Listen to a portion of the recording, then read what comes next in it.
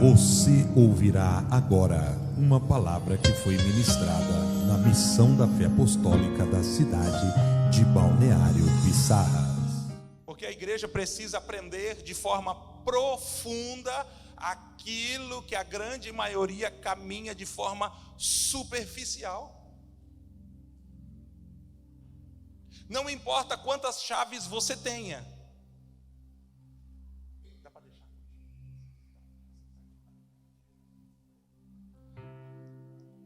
Não importa quantas chaves você tenha, se você não tiver a chave certa, aquela porta que foi colocada diante de você permanecerá fechada. Já notou que para cada porta uma chave? Cada porta uma chave. Dentro do óbvio, do lógico e do correto, não existe uma chave universal. Uma chave para tudo. Algumas pessoas entram em lugares em Deus e vivem algumas promessas e deixam de entrar em outros e viver outras promessas. É muito comum você ver alguém vivendo algo extraordinário mais do que os outros, porém em outras áreas vivendo algo infelizmente triste, bem menos que os outros. Quais áreas da sua vida você precisa assim com urgência de uma ação de Deus? Faça um levantamento rápido para você dar nome e fazer um apontamento aonde Deus essa noite precisa vir assim estilo velozes e furiosos, chegar rápido como um socorro bem presente e te dar vitória. Quais áreas da sua vida?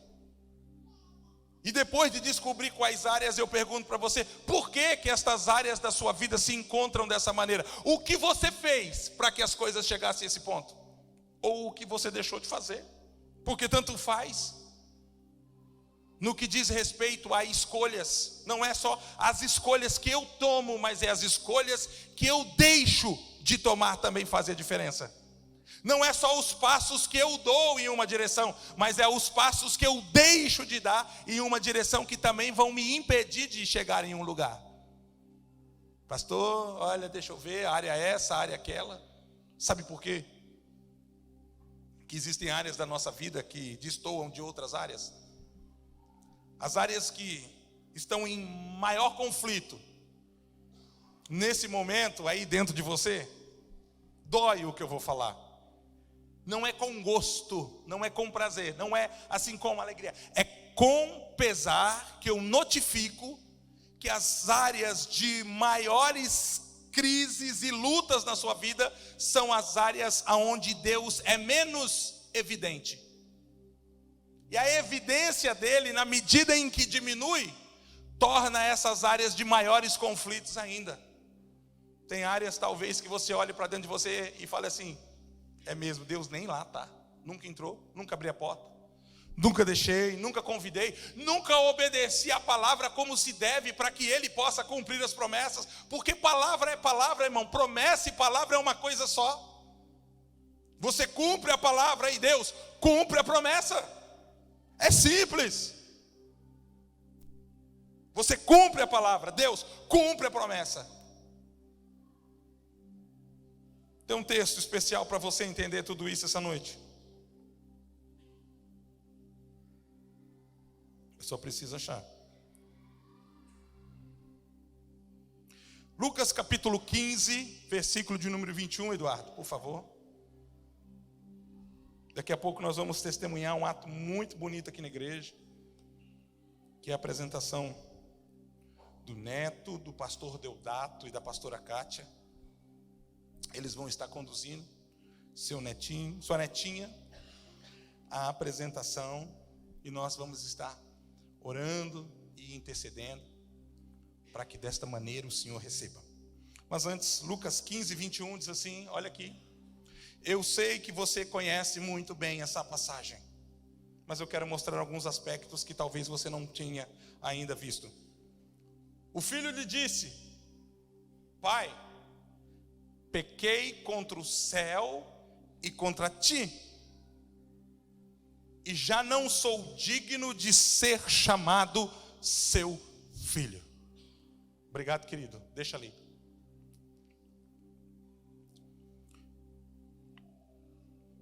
É bem provável que nos próximos cultos, se assim Deus permitir, não é promessa, porque de vez em quando eu falho nisso, eu vou estar falando sobre a dimensão do arrependimento, perdão.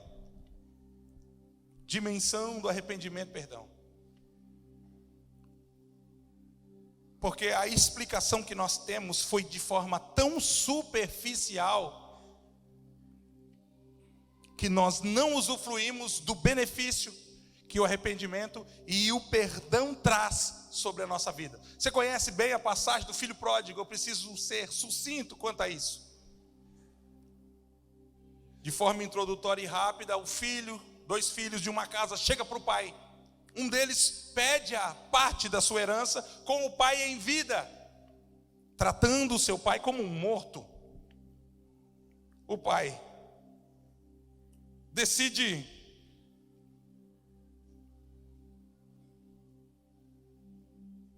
atender o pedido do filho e dar a ele a parte da sua herança.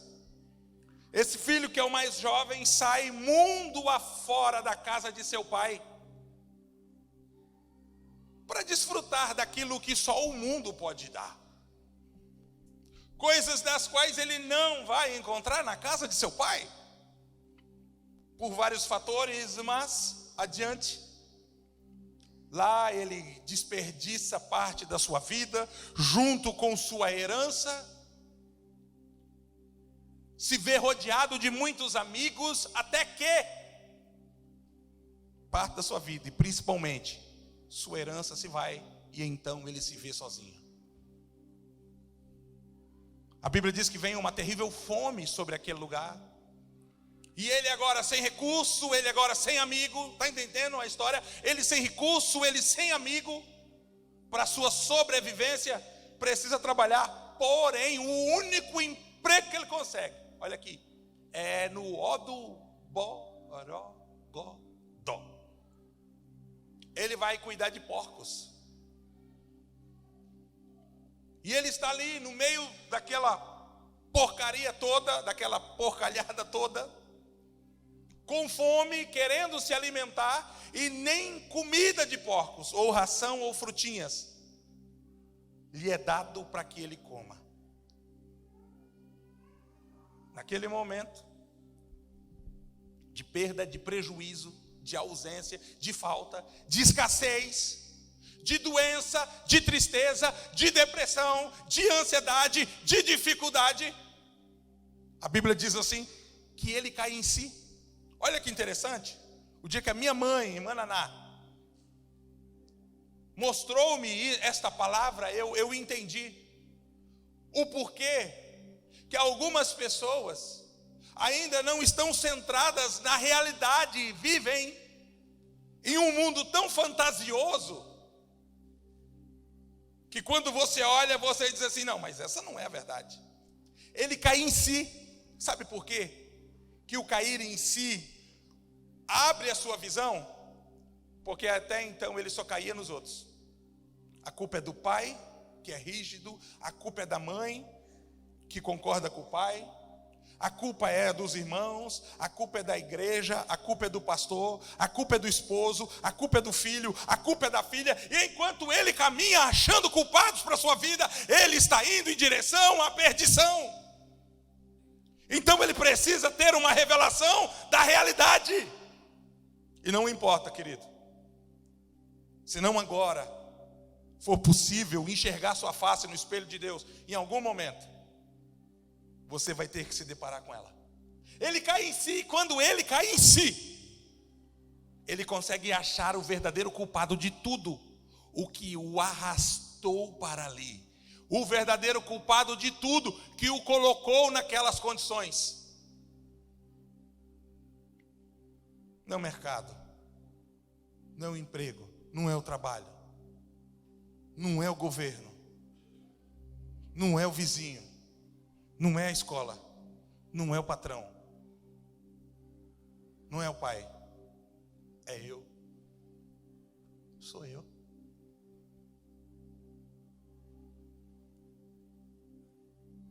Ele dá indicação de algumas coisas que nós precisamos assim ser coerentes quando nós olhamos para a Bíblia. Se nós falamos que somos filhos de Deus e se isso é uma convicção no seu coração, ele diz assim: olha, já não sou digno de ser chamado seu filho. Ele está falando para ele, olhando para a realidade do pai, para quem o pai é, para quem o pai pode, para aquilo que o pai tem, para aquilo que o pai faz, para aquilo que o pai dá, para a generosidade do pai, e olhando para a sua vida, isso não pode destoar tanto. Meu pai é generoso, meu pai é amoroso, meu pai é poderoso, e eu estou nessa situação.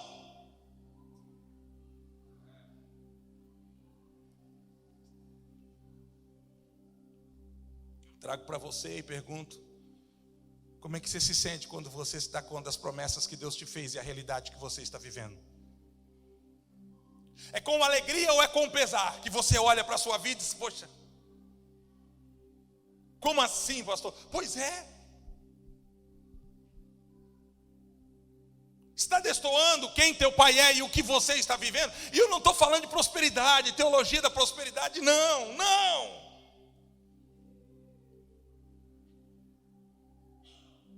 Essa é a realidade desse moço. E a conclusão que ele tem, irmãos, em relação a quem é o pai e o que ele está vivendo, é explícito no início desse texto. Ele diz assim: pequei contra os céus, pequei contra o meu pai. Causa, razão, motivo e circunstância de que o fazem se sentir indigno de ser pertencente à casa desse pai. Ele diz: pequei. Minhas escolhas, meus comportamentos, minhas palavras, minhas decisões me colocaram nessas condições. Pequei. Uma das coisas que nós não podemos desconsiderar em situações como essa é o fato de que não importa que tipo de filho ele está sendo, se bom ou ruim, filho é filho. Tem um filho bom, é que nem a ovelha negra, desculpa a expressão, é um ditado popular. Se boa ou ruim, se é ovelha, e sendo ovelha, boa ou ruim, ela sempre vai ser diferente do lobo. Assim é o filho, filho pródigo, filho ruim, mas é filho.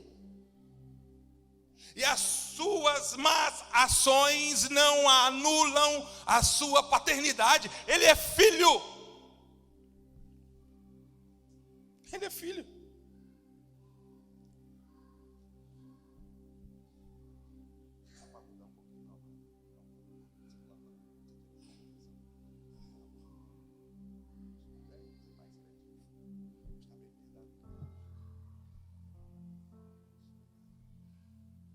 Ele é filho. Estou ajustando aqui com o tecladista, nós mexemos no som. Eu não sei que tipo de filho você é, mas se você é filho, é filho. Eu não sei. O problema dessa questão de ser filho é o tipo de filho que eu estou sendo, porque o tipo de filho que eu estou sendo me coloca em um tipo específico de uma condição diante do pai. Eu disse isso dezenas de vezes, mas se encaixa de forma tão perfeita. Eu preciso ressaltar, ou melhor, reforçar, que Deus não ama mais um filho e menos o outro. Não ama. Deus não ama. O amor que Deus tem pelo filho não está associado ao que ele faz. Você vai entender onde eu vou chegar. O que ele desfruta e o que ele vive, sim, mas não o coração de Deus, não o coração do pai.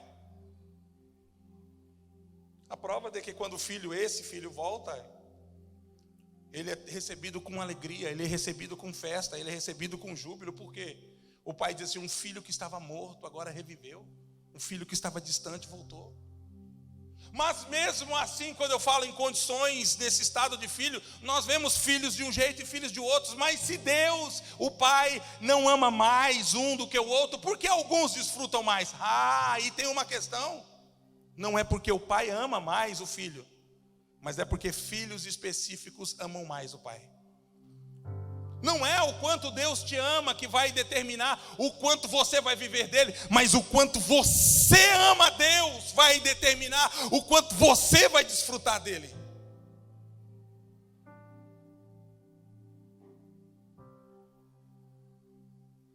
Se você indagasse com Deus e falasse assim: Senhor, por que ele tem mais do que eu? Porque o Senhor ama mais ele do que eu? Deus diria: não. Ele tem mais do que você, não é porque eu amo ele mais do que você. É porque ele me ama mais do que você.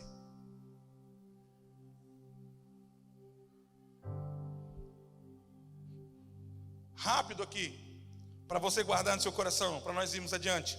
Existem 3 tipos de filhos. Hoje eu estou falando filho. 3 tipos de filhos. Eu trago alusão aos 3 filhos de Noé: Sem, Cã e Jafé.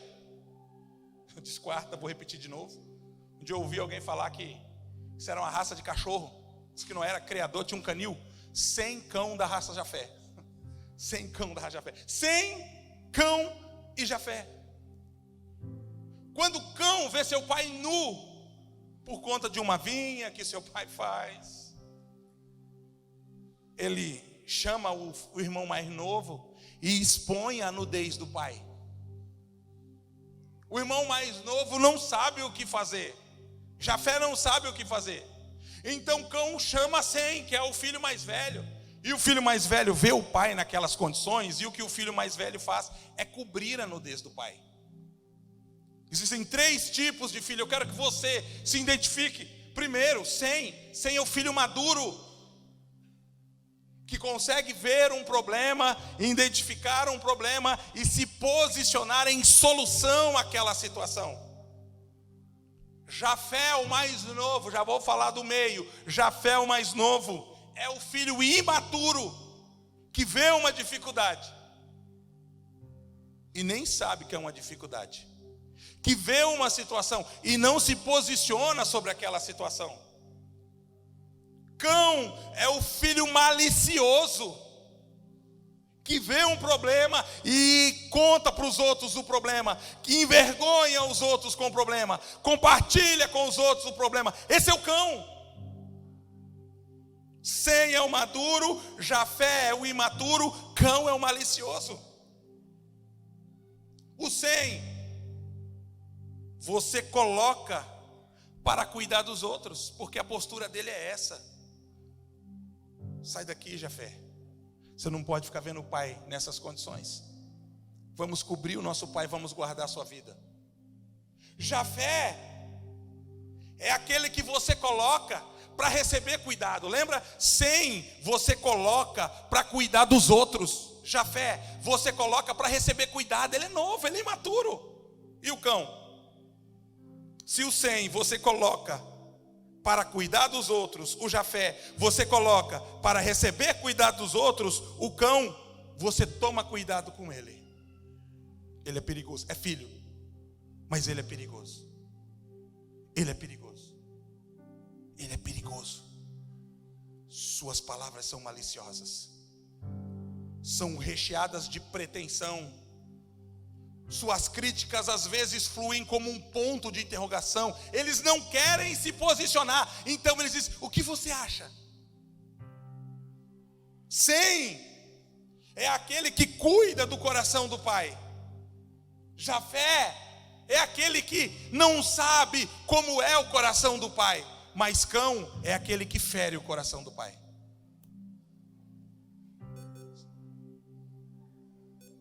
Acho que é bom colocar o cabo para carregar, Eduardo.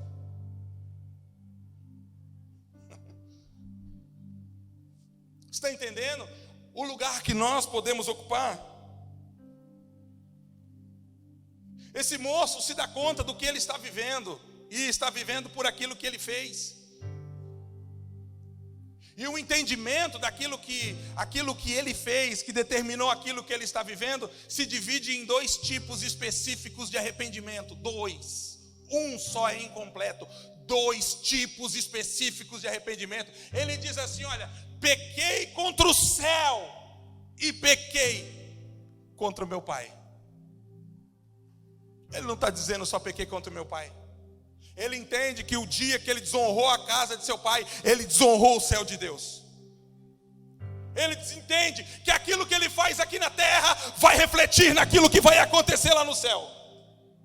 Ele não diz só pequei contra o meu pai, pequei contra o meu pastor, pequei contra a minha mãe, pequei contra a minha casa. Ele entende que o que ele está vivendo não é só meramente físico, mas gerou sobre a vida dele algo espiritual. Então é ali, nesse momento de consciência, que ele entende as consequências do que ele fez, que ele se arrepende. Todo arrependimento vai te colocar em movimento. Gente não arrependida na vida é gente em áreas paradas. Quando você decidiu não se arrepender, você estava se estacionando. Por isso que o texto adiante não precisa colocar ele dizendo: levantar-me-ei e irei ter com o meu pai, e direi para o meu pai: pequei contra os céus, pequei contra ti.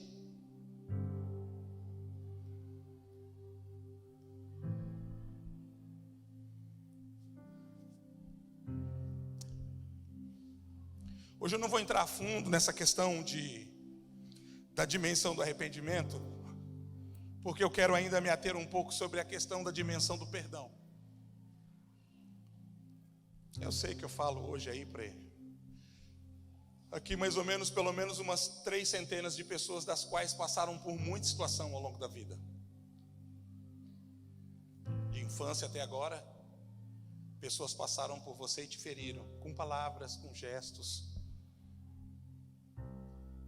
Te fizeram promessas das quais não cumpriram, te agrediram, violentaram, alguns talvez abusaram. Isso causou feridas, isso te machucou, isso trouxe um ranço de algumas coisas e uma mágoa de algumas pessoas. E é claro que ninguém é de ferro, e quando isso acontece, isso dói, isso fere. E é muito comum em determinados momentos da vida nós fluirmos em modo defensivo. Isso é um problema. O modo defensivo é um problema. Mas é natural as pessoas se comportarem dessa forma, por quê? Porque elas precisam se precaver para não se machucarem, não se magoarem, não se decepcionarem de novo. Mas também estão limitadas no avanço das pessoas em relação à nossa vida, ao nosso coração, à nossa história. E é ali, irmãos, quando nós somos feridos, porque tem uma frase que diz assim, ó: quem apanha, aliás, quem bate, esquece. Quem apanha sempre lembra. Não é isso?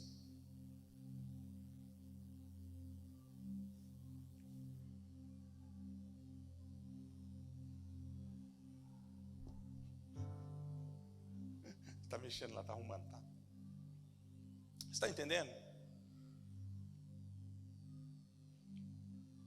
Quem bate esquece, quem apanha sempre lembra. Deve ser algum canal aberto, pastor Vitor? Não? Tá bom, energia. Normal. Pronto. E é ali, irmãos, que nós guardamos algumas mágoas. Mágoas, aquela água amarga que nós colocamos para fora quando estamos em enjoo, já notou?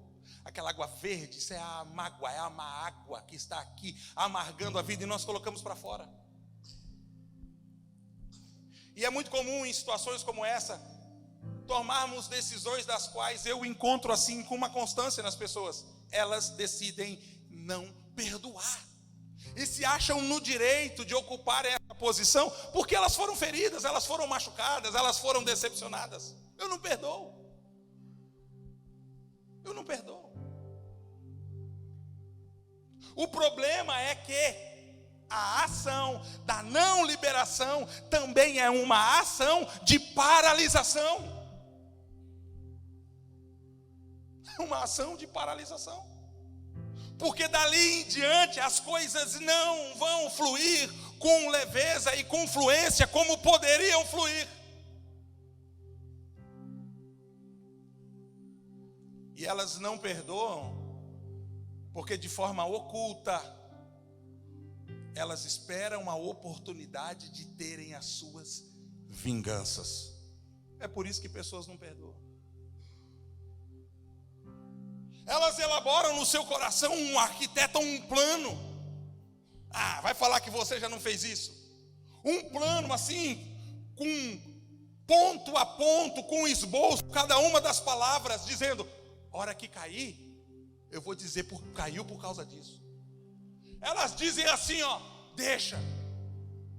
A barriga sempre volta a doer. Isso é vingança.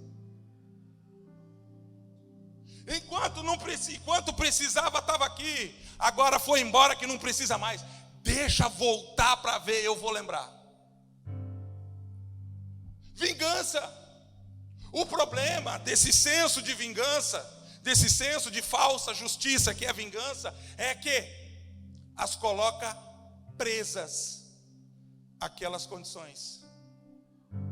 E dali em diante, tudo que poderia fluir dentro daquela área da vida daquela pessoa é limitado. É limitado. É limitado. Não desfruta da máxima de nada. No máximo a mínima daquilo que aquilo poderia oferecer.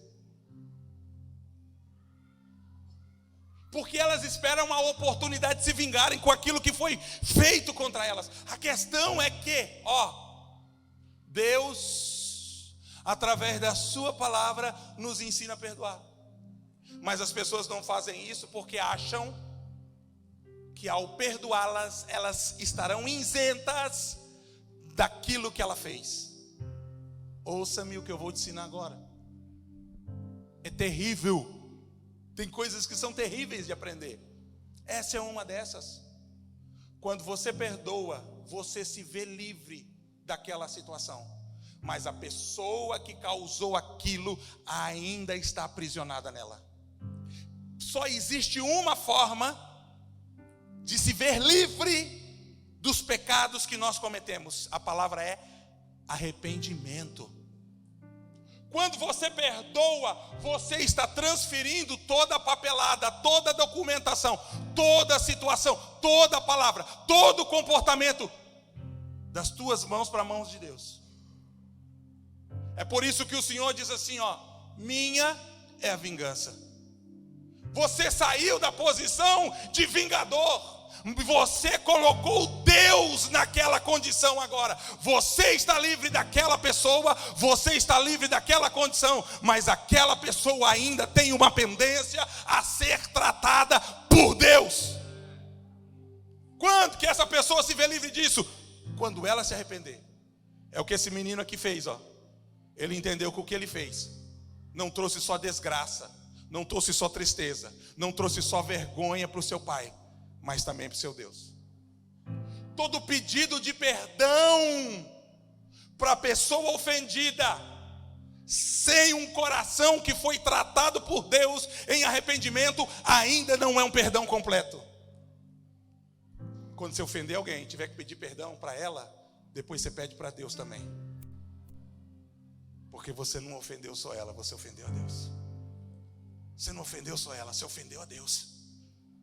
Senhor, eu quero te pedir perdão porque eu chateei minha esposa, meu marido, meus filhos, meus pais. Senhor, eu quero te pedir perdão. A questão da implicação em relação à liberação do perdão, ela é tão incrível. Porque quando você perdoa, olha aqui, quando você perdoa,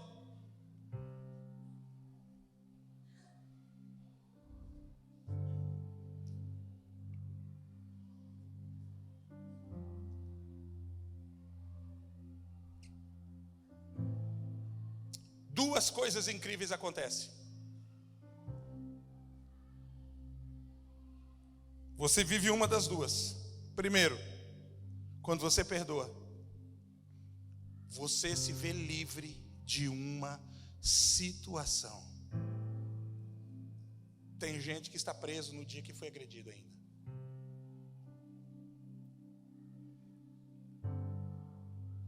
Tem pessoas que não estão desfrutando do melhor do seu casamento porque de verdade ainda não perdoaram.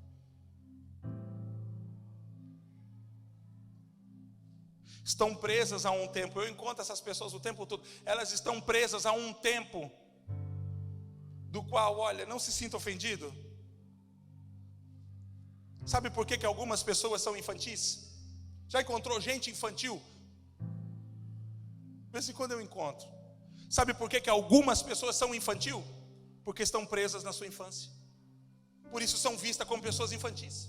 Estão presas na sua infância. Pessoas presas na sua infância estão impossibilitadas de crescerem, de serem vistas e de se comportarem como adultos. Por isso seus comportamentos em momentos específicos são comportamentos de criança.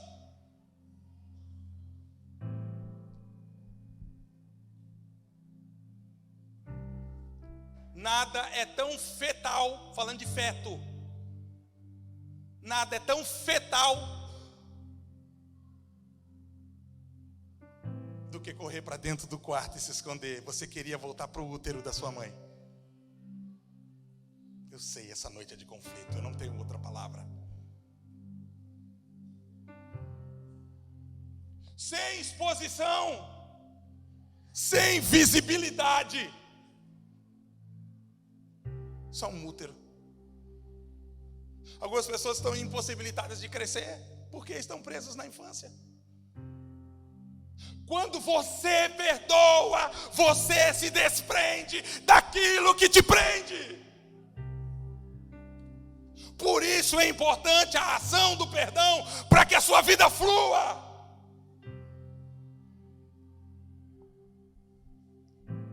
Eu sei que tem alguém. Quem eu não sei.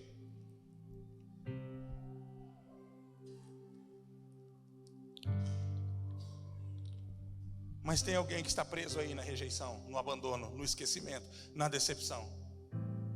Que ainda está assim, em 1972,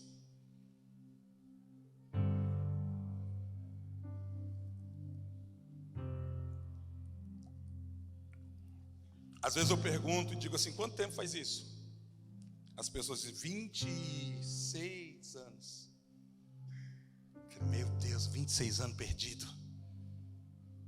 mal desfrutado, bem pouco aproveitado. 26 anos vivendo as promessas de Deus pelo mínimo.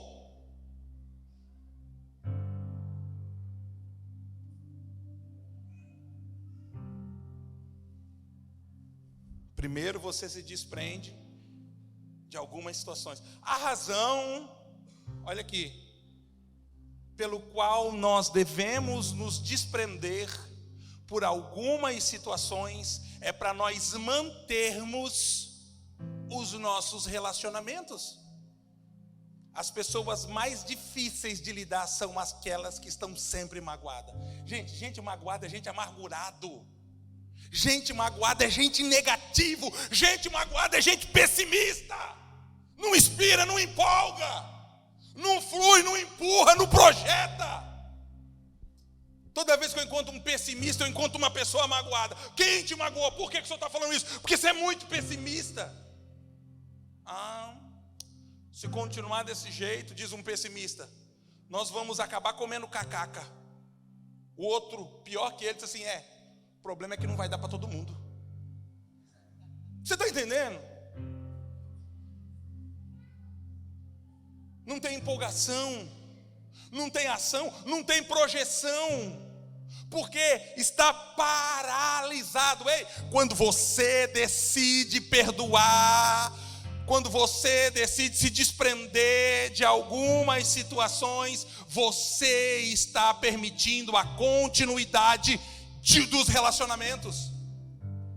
Alguém perguntou para mim e disse assim, pastor, nós vamos passar uns minutos hoje. Pastor Deodato, fica tranquilo, vai dar tempo para apresentar normal. Vou parar quase por aqui já. Pastor, como que é assim, 20 e tantos anos sem interrupção cuidando de igreja? Você quer saber mesmo? Eu tive que perdoar. Quando eu fui esquecido, quando eu fui rejeitado, quando eu fui abandonado, quando eu dei tudo e as pessoas não valorizaram, eu tive que perdoar, irmão, para poder fluir, para poder crescer. E não é só perdoar porque eu tenho que perdoar, mas perdoar o mais rápido possível, porque eu não quero perder tempo. Eu tive que perdoar. Como é que é ter um pastor tão bom? Quando ele falhou, eu tive que perdoar. Por que o pastor fala dessa forma? Porque eu perdoei, e quando eu perdoei, eu venci as circunstâncias. Quando eu venci as circunstâncias, eu pude continuar tendo relacionamento com as pessoas. 20 e poucos anos casado com a pastora Thaís. Sabe qual que é o segredo, irmão? Perdão de cá, perdão de lá, perdão de cá, perdão de lá, perdão de cá, perdão de lá.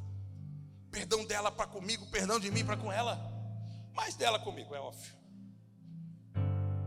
Quando você decide perdoar, você está dizendo assim: olha, eu quero dar continuidade no meu relacionamento. Quando você não decide perdoar, você vai ser paralisado. Paralisado. Segundo, isso é muito mais contundente que o primeiro. Se os irmãos dessem um glória a Deus, eu ia sentir mais à vontade, tá bom? Estou brincando. Quem falou? Obrigado, Marcelo. Segundo, primeiro aqui, ó, eu preciso perdoar para me ver livre de circunstâncias. Segundo, no caso de outras pessoas, você precisa perdoar para se ver livre de pessoas. Primeiro, para me ver livre de circunstâncias, porque eu quero continuar o meu relacionamento com ela. Segundo, eu preciso perdoar para me ver livre de pessoas, porque eu não quero mais ter relacionamento com ela. Tem gente que ainda no coração está se relacionando com um marido que deixou há 20 anos atrás. Eu preciso falar dessa forma. Porque não decidiu perdoar. E olha, irmão, depois de 20 e poucos anos de ministério, você aprende algumas coisas assim por experiência. Tem uma parte alta, mais de 50% das pessoas que eu conheci, que não conseguem ser felizes no segundo casamento. Sabe por quê? Porque não terminou o primeiro ainda. Não era para ser diferente. Eu sei tudo que deu errado no primeiro. Eu sei o que eu fiz, o que me foi feito. Eu aprendi. Não sou mais marinheiro de primeira viagem. Mas por que não está dando certo agora? Você começou o segundo sem terminar o primeiro. Se não terminou o primeiro, eu preciso te dizer, o segundo ainda não começou. Não começou. Pronto, chega.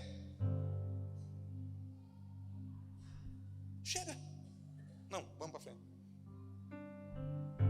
É preciso perdoar para se ver livre de pessoas. Eu não posso carregar essas pessoas nas minhas costas a vida inteira. Eu tenho que deixá-las lá no passado, porque senão elas me impedem de viver o meu presente em Deus.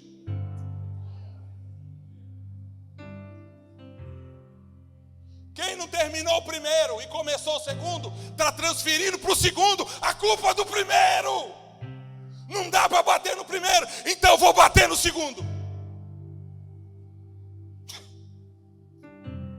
Ela ou ele não pode se mover, não pode sair, não pode falar, não pode fazer, não pode fluir, porque foi traída, porque foi traído. Mas quem traiu foi lá. Mas você está transferindo a dor da traição aqui, porque você não terminou no seu coração. E isso só vai acabar o dia que você decidir perdoar. Só vai acabar o dia que você decidir perdoar, porque enquanto você não perdoa, você carrega aquela pessoa nas costas.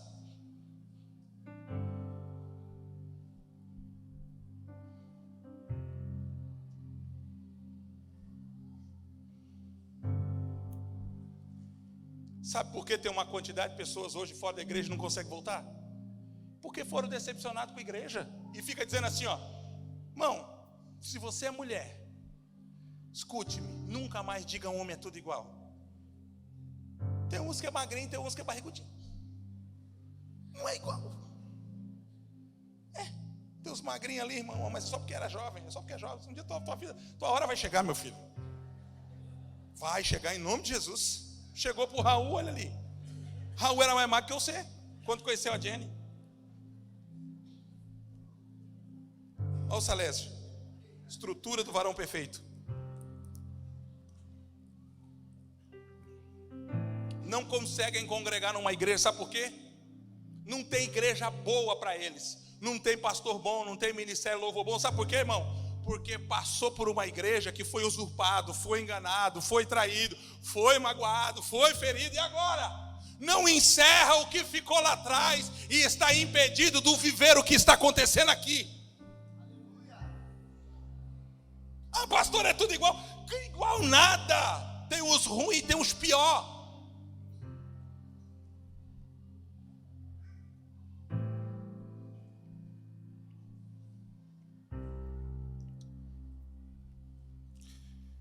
Eu estive lá no Complexo da Maré mês passado.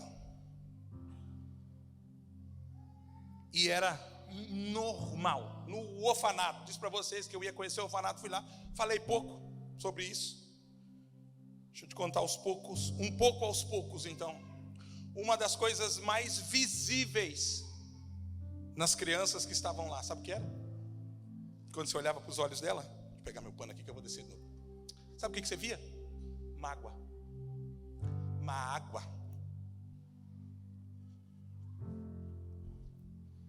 Os olhares de mágoas eram muito grandes.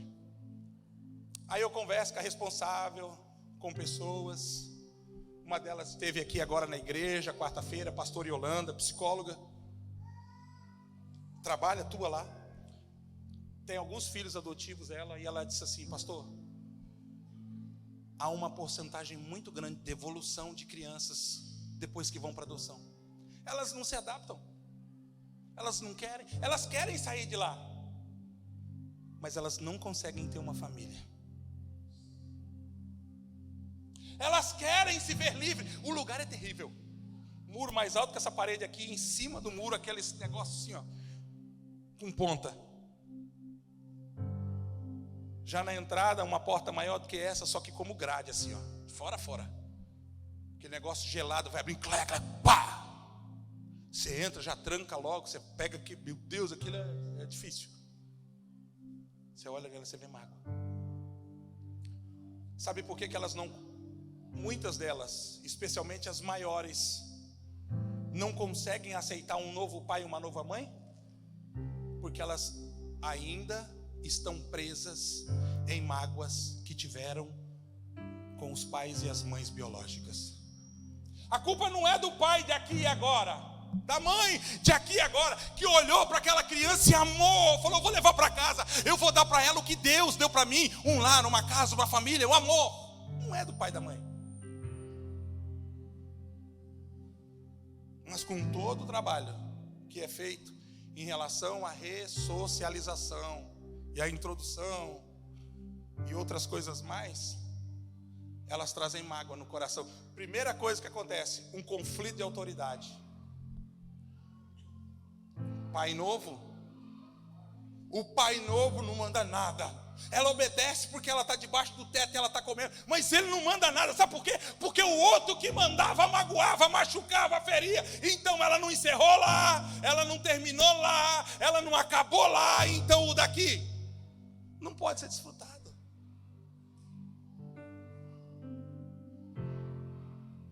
A ação de Deus para suprir áreas de necessidades da nossa vida é colocar pessoas específicas. Só que quem não liberou perdão está limitado de desfrutar o que essas pessoas específicas trazem.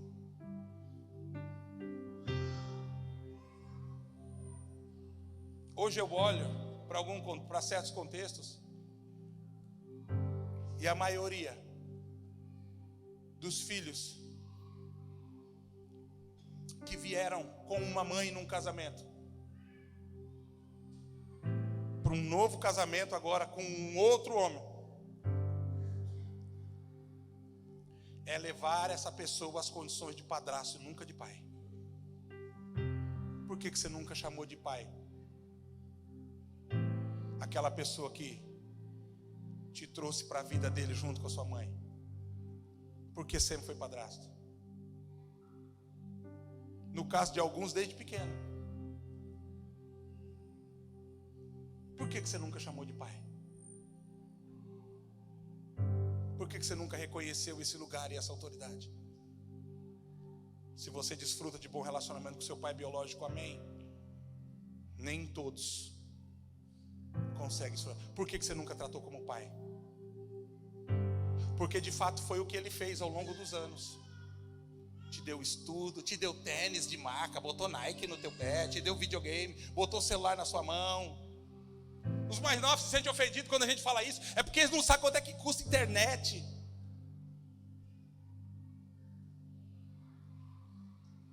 Te deu carinho, te deu amor, cuidou de sua mãe, cuidou de você.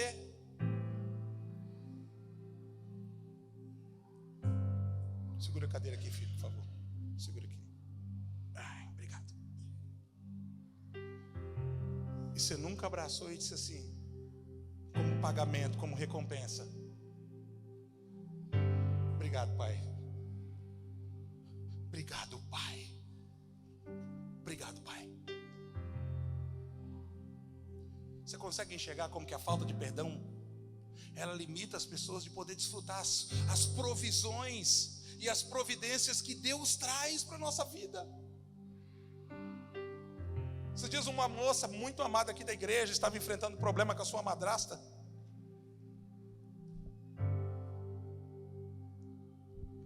Não é você não que está aqui, tá? É outra, não é você que eu estou falando não. Esses casos geralmente acontecem mais de uma vez. Estava muito magoada com a sua madrasta. E ela me procurou, eu dei um conselho para ela. Se ela está no lugar de sua mãe, quando seu pai trouxe ela para dentro de casa, minha filha, o que eu faço, pastor? Sai daqui agora, corre lá, pede perdão, dá um abraço e pede ajuda. Ah, mas agora.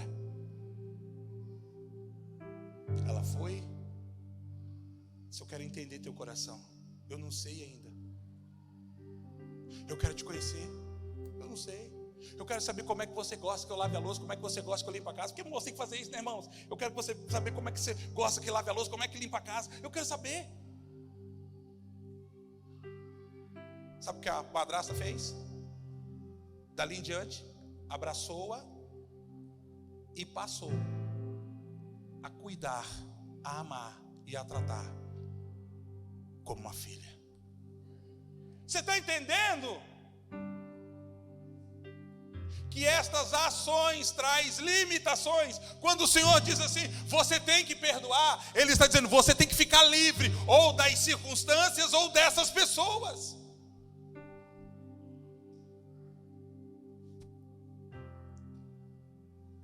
Aí eu insisto dizendo que a pessoa diz assim, mas não é justo ela sair ilesa.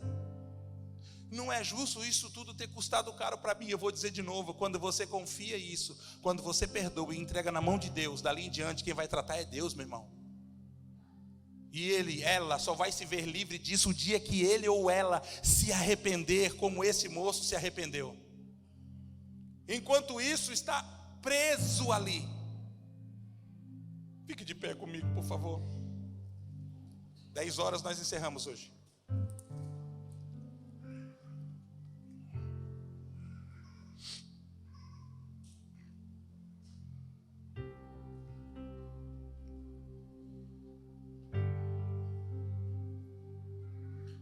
Sabe por que o dia você saiu da igreja? Não é porque falharam com você. Irmão, quem aqui, irmão? Nunca. Quem aqui nunca? É que você decidiu não perdoar, só isso. Sabe por que você saiu da tua casa? É porque você decidiu não perdoar. Você queria transferir o que você estava sentindo para as outras pessoas entenderem que você estava sofrendo. O problema é que isso trouxe mais sofrimento sobre você, porque as coisas não se resolvem dessa maneira em Deus. Ei, eu não sei quem, eu não sei quantos, mas para a sua vida poder fluir de forma muito mais leve, você vai ter que começar a liberar perdão aí de atacado.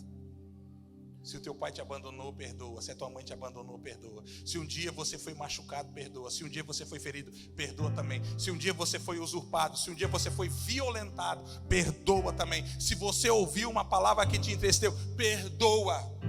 Se te prometeram alguma coisa e não cumpriram, pode ser até eu, perdoa. Porque você vai ser feliz. Porque a ação do perdão traz um nível de libertação e de liberação de felicidade e paz que só conhecem aqueles que experimentam isso.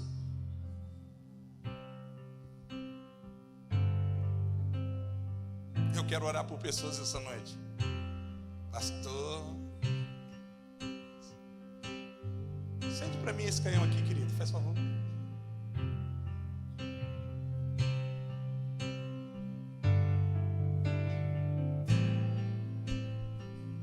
Quero orar por pessoas essa noite.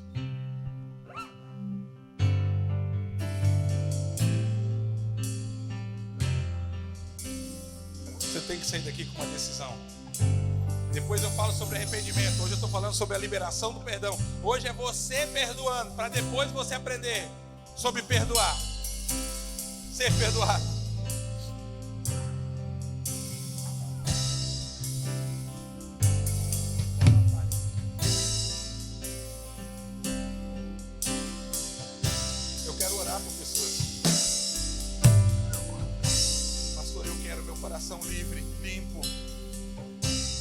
Querido, é acender essa luz aqui, não é mudar a luz de trás.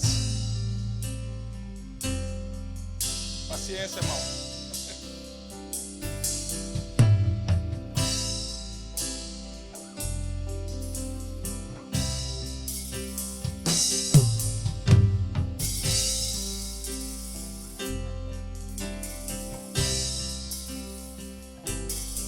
Deus quer te desprender da infância. Cresce, criança, esperança. Deus quer te desprender da infância.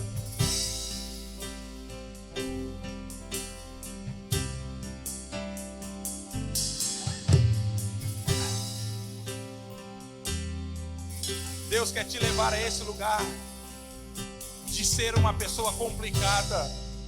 Pastor, eu sou tão complicada. Deus quer descomplicar as coisas. Deus quer descomplicá-las.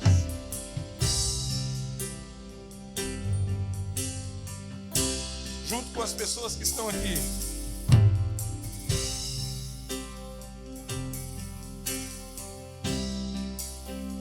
Eu quero essa noite orar por aqueles que querem voltar para Jesus. Por aqueles que ainda não entregaram sua vida. Você vai ver junto, nós vamos orar por você. Por aqueles que estão distantes. E querem desfrutar daquilo que só o Senhor pode oferecer. Talvez tenhamos aqui essa noite um filho pródigo que entendeu o quão é importante retornar para a casa desse pai. Eu quero orar por você. Pastor, eu estou longe, eu estou distante. Vem cá, vem junto. Isso, vem para cá. Isso, vem para cá. Vamos orar por vocês. Vem para cá, vem para cá. Eu quero orar por você. Se tiver alguém do seu lado, fala, vou junto contigo. Eu quero orar por você essa noite. O desejo do meu coração é que você não volte como você veio. Que você entenda o que o Senhor está te proporcionando essa noite. Vem cá, isso. Bola aqui, vem pra cá. Oh, da glória.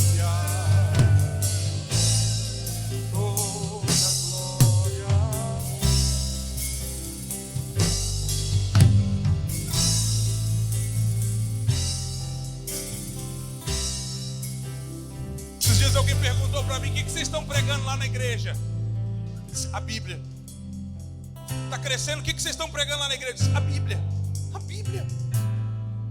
Tem alguma coisa fora da Bíblia, irmão, que eu te falei essa noite?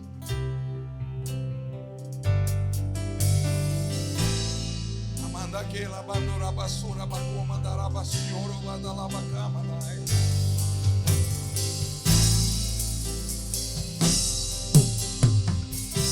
Sabe por que eu tenho que pregar nos próximos cultos sobre arrependimento? Eu vou orar. Porque muitos aqui foram perdoados, mas continuam carregando as suas transgressões porque ainda não se arrependeram. As pessoas que te perdoaram estão livres de vocês e daquilo que vocês fizeram, mas muitos aqui ainda estão debaixo daquilo que fizeram, porque acreditaram que tudo estava terminado quando alguém disse eu te perdoo. Ela foi livre quando te perdoou. Mas se você não se arrependeu daquilo que você fez, você ainda está preso naquilo. Por isso que tinha pessoas que Jesus dizia assim, ó, vai em paz e não peques mais. Por quê? Porque o pecado que você cometeu está gerando isso sobre a sua vida. Você está debaixo da ação da legalidade do pecado. Você precisa cancelar, você precisa anular. Você tem que pedir perdão por coisas que você nem lembra. Porque só o arrependimento te faz livre das tuas transgressões. Estenda suas mãos para cá, vamos orar por esses que aqui estão. Querido Deus, em nome de Jesus, nós cremos de todo o nosso coração em sua tão grande e poderosa atuação. Como Deus, o Senhor pode todas as coisas. Eu sei que aqui, Senhor, corações que foram feridos, que foram machucados, corações que foram agredidos. Eu sei que há pessoas aqui que trazem consigo algumas coisas das quais, depois da noite de hoje, não carregam mais, não trazem mais, não levam mais. Por isso nós podemos orar, crendo de todo o nosso coração em sua tão grande e maravilhosa atuação. A tua igreja que aqui está essa noite é livre. Livre para viver o melhor que o Senhor proporcionou, o melhor que o Senhor tem para dar, o melhor, Pai, pelo poder do nome de Jesus. Esse homem que te feriu na sua infância, que te abandonou, que te desprezou, que te deixou, não tem mais poder de influência, não tem mais poder de influência. O seu coração está sendo mais do que curado, está sendo blindado pelo poder do nome de Jesus. Pelo poder do nome de Jesus. Eu preciso dizer a alguém, você não precisa se cortar os seus pulsos mais. O sufoco da angústia é tanto que muitas vezes você pensou em suicídio. O Senhor está te colocando em liberdade.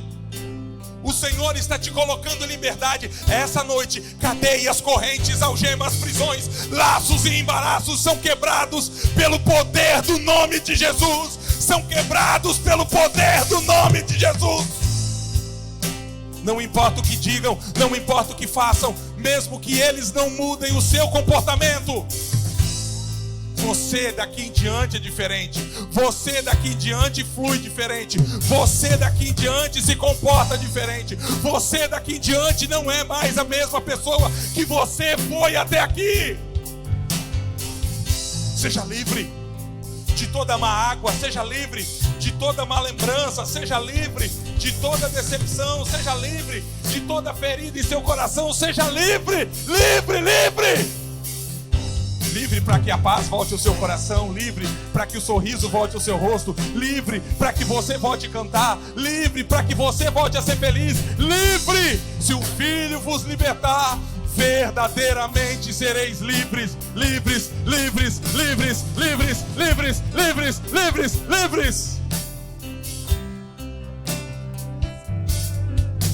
Derramanda calamandoroba camagai. Agora você está pronto para ter um melhor esposo que Deus pode te dar. Você está pronto para ser a melhor filha. Você está pronto para ser o melhor filho. Você está pronto para ser o melhor pai. Você está pronto para ser a melhor esposa. Porque daqui em diante há um novo tempo do qual Você não carrega mais esse fardo, você não carrega mais esse fardo, você não carrega mais esse fardo, ele não está mais sobre os seus ombros. Você é livre, então você pode voar com as asas que o Senhor te deu.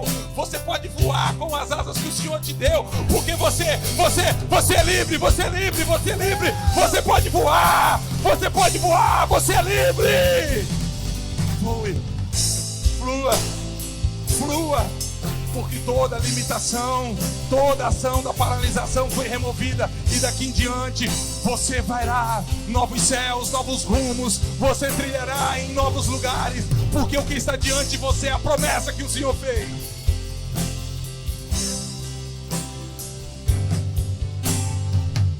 Assim, Senhor, nós tomamos posse, nós cremos de todo o nosso coração em sua tão grande e poderosa manifestação.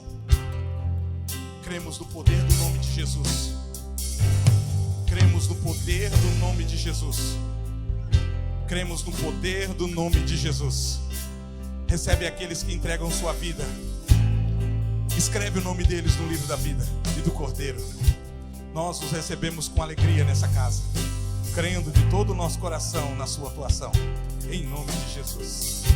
Aleluia.